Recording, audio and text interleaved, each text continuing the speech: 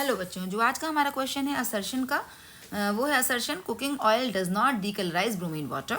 जिसका रीज़न दिया हुआ है cooking oil is an unsaturated compound. अब यहाँ पर मैं आपको बता दूँ कि जो कुकिंग ऑयल होता है वो अनसैचुरेटेड ही होता है, क्योंकि ऑयल में जब हम लोग हाइड्रोजन मिलाते हैं दैट मीन्स उसका हाइड्रोजनेशन करते हैं, तो जो बनता है वो घी होता है। यानी कि जो ऑयल है वो लिक्विड होता है और जो घी है वो सॉलिड होता है। ठीक है, नॉर्मल रूम टेम्परेचर पर।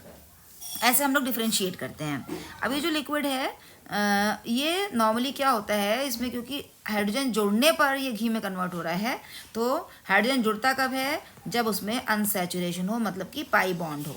अनसैचुरेशन होगा तो उसमें हाइड्रोजन जुड़ पाएगी और जुड़ करके वो सैचुरेटेड कंपाउंड बना पाएगी, जैसे कि यहाँ मैंने दिखाया है। और इसलिए जो वेजिटेबल ऑयल है वो अनसैचुरेटेड है, इसलिए हमारा जो रीज़न है वो तो करेक्ट है।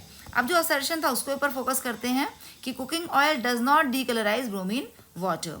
तो कोई भी अनसैचुरेटेड चीज़, जो कि मैंने कहा ये ऑयल है, तो कोई भी अनसैचुरेटेड चीज़ ब्रोमीन वाटर को डीकलराइज करती है। ब्रोमीन वाटर को डीकलराइज करती है। क्यों करती है? कि जो ब्रोमीन वाटर है ये किस कलर का होता है? ब्राउन होता है।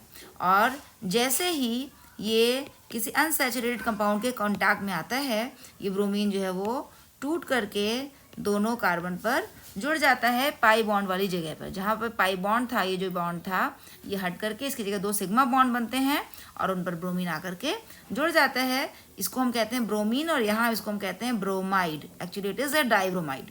तो डाइब्रोमाइड बनने की वजह से उसका जो कलर है, ब्रोमीन का जो ब्राउन कलर है वो ख़त्म हो जाता है, डिमिनिश हो जाता है, डिसअपियर हो जाता है।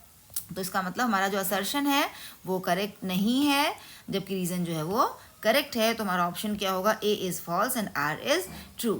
यहाँ पर एक चीज़ और ध्यान रखेंगे कि यही वजह है कि ऑयल की तुलना में घी को ज़्यादा अनहेल्दी मानते हैं, क्योंकि घी जो है वो सैचुरेटेड होने की वजह से अनरिएक्टिव होता है, ज़्यादा रिएक्ट नहीं करता, अनरिएक्टिव होता है।